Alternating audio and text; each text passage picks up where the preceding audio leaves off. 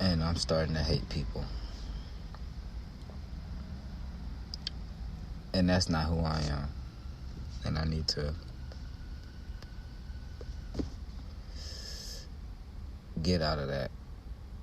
But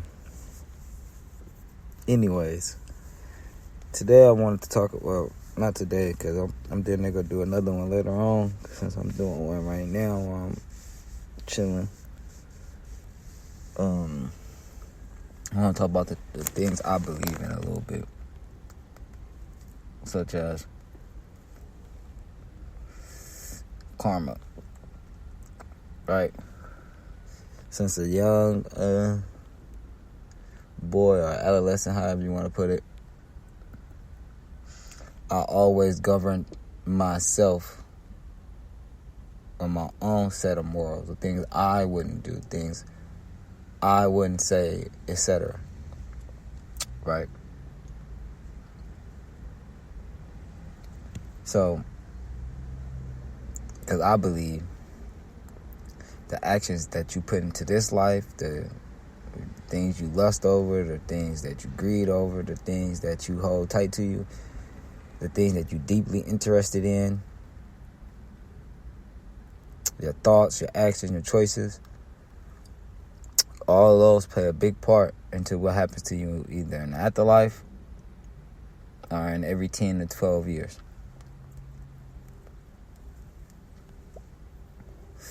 That's just something I believe in myself. I could be wrong, right? But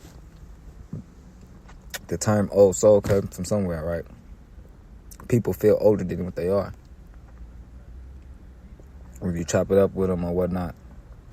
Or if you meet somebody. But yeah, somebody I have to stop for a second. I kind of got lost. But anyways, like I was saying, everybody, you meet somebody and you could tell if that person's soul is new or if it been here for a while, or it's a second lap or a 15th lap around this racetrack or whatever you want to call life. Because some kids,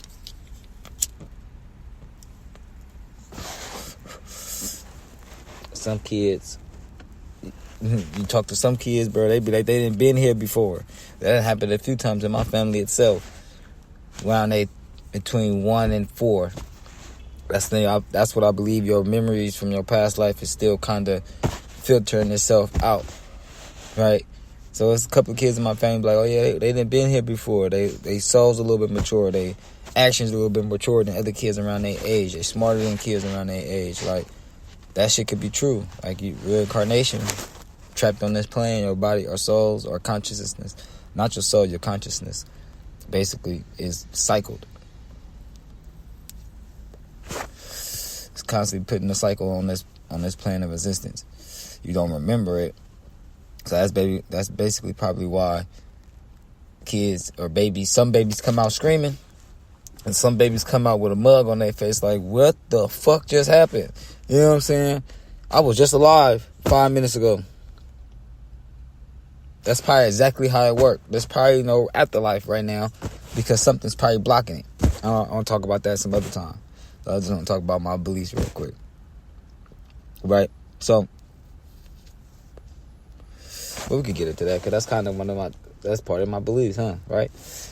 So yeah, I believe that's how reincarnation work or is working. Now, how that's taking place, some theorize that the moon is unnatural to our solar system or unnatural to our planet, to the fact that it's harvesting souls and just funneling them back, ripping us of the chance of afterlife, ripping us of eternity or whatever, immortality, or moving on to another plane of existence and reincarnating somewhere else, or your consciousness involving and going to another astral plane or something like that, a non-physical plane. Once you die, your consciousness really do leave your body. You can look it up yourself. the human body loses 23 ounces or 2 pounds or some shit like that when you die. Now, if you listen to the morgue and other people without knowing that information, you would think when you die, you're heavier than when you was alive. Nope, you're lighter. Reality, dead weight is just how heavy you are when you're not actively trying to keep yourself up. Right? That's why, like, you carry somebody when they drunk, it seem like they hella heavy because they out of it and they just want to lay down, so they forcing their body to be grounded. So when you're trying to carry them, it's like, damn, why the fuck you so heavy right now? That's why. Because they're using all their body weight to try to lay down. Subconsciously. Their body is doing that.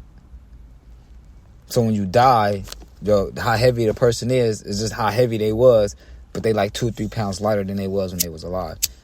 You think that all the bowel movements and shit that was going on for your body when you die, that you heavier, but nope.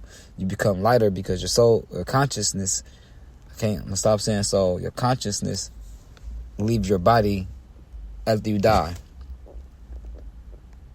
But after your consciousness leave, your brain still has 7 minutes of activity while your body is dead. What is it doing? Shit, nobody knows. Is it sending the signal, or is it erasing your memory, or is it storing the memory before it catch up with your consciousness? Nobody knows. But after a person dies, your brain is still active for 7 minutes. That's crazy, right? So theoretically, when people die, you could bring them back to life if you could get their heart pumping. It might be brain dead, but your brain is still active 7 minutes after you die. How is it a term brain dead?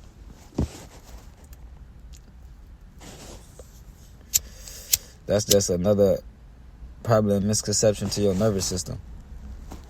Your brain shut off your nervous system, but your brain is still active. But since your brain is running in low power mode, basically like your phone, when you're in a coma, that's probably why they be like he lost all bodily functions, he can't move and shit, because your brain is slowing down. But if you die, your brain is still active for 7 minutes. How much control your brain actually have? That's just my random thoughts on that topic right there. I also believe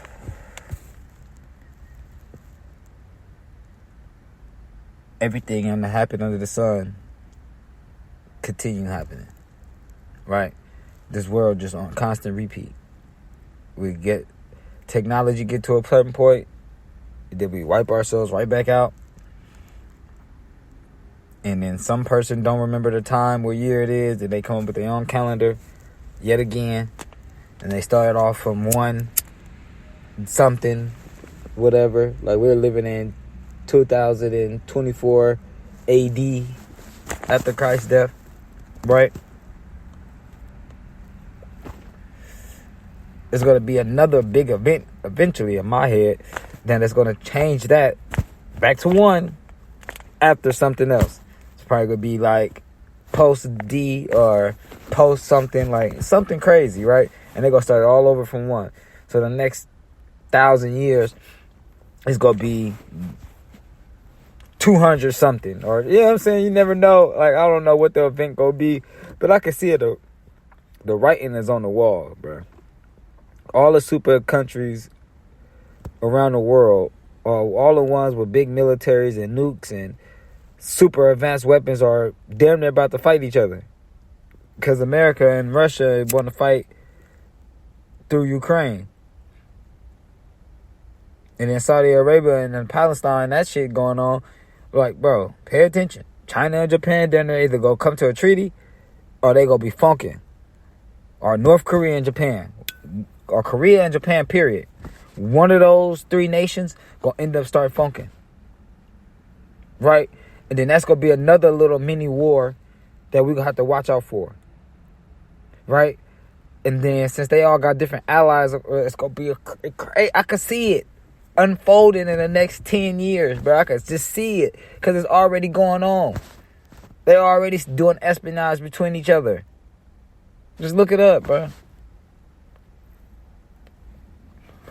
I don't got no sources. I don't. But what I believe is it's going to be a crazy war to the point where it's on our soil. Think about this. In Texas right now, they're damn near about to start a civil war with our government because they don't want to do what Biden told them to do. So they damn near about to start a civil war. Bro, you know how easy it is at this time. So back when the last civil war, other countries couldn't reach out to the civil war leaders and help them or fund them or any kind of way. Times has changed. Times has changed drastically. Meaning there's a bunch of mercenary outfits out there. A bunch of hired guns that Texas, if they really wanted to, because they got the cash, because it's a big-ass state, they could use all the tax dollars that they want because it's already in their pockets. Bro, they can hire mercenaries, bro. They can hire DARPA. Come on now. I was just telling y'all about DARPA in the last one. They can hire DARPA, bro. Again, a DARPA is an advanced technology research facility. They're basically a Merc company. They have advanced weapons. They have robots. They have guns. But they don't have to go through the U.S. to get weapons.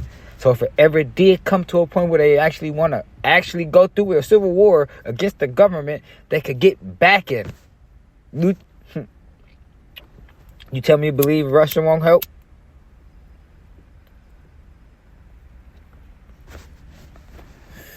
You believe me? If another civil war was to pop off right now, and the leaders of that civil war really getting tired of the regime in America, and they just like, fuck it, we already about to do a civil war. Let's reach out to Russia and see if they'll help. You think Russia gonna tell them no? Putin just want to come to America. Please don't forget, that nigga just want to come to America and ride around on a Harley, shirtless. He want to do that. And he said he's going to do that before his time is, before he's done with anything, bro. So you think the Civil War people, if they start that shit, the governor of Texas and all them people, they really go through it like they plan on doing, or look like they plan on doing, think Russia or any other enemy of America won't reach out and be like, yeah, we'll send you some troops. Just keep the border open. We'll send them through Mexico. Because America can't stop them from going to Mexico and coming up. They can see it, but they can't stop it. Because that's an act of war on Mexico. They don't want to do that. Or they can come through Canada. Y'all can't stop them from doing that either. Unless they want to start a war with Canada. See how it all falls into place if the Civil War people really want to do that? How easy it would be sandwiched? The seas would probably be protected, yeah. But bro, we'll be fucked if that happened, bro. But it can happen if you follow what's going on, bro. And like I said, in the next 5 to 10 years, some crazy shit can happen since it's the post-apocalypse.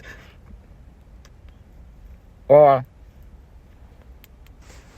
the United Nations go pull some funny shit and activate Project Bluebeam and stage an alien invasion and force the world to come together and create a one global government army type shit and put everybody to war and work to strive off against holograms or, aliens. Quote, quote, air quote. Well, I rambled a little bit. I went off of what I was originally talking about, as always. Well, and if you listen all the way through, I appreciate it. Have a good one.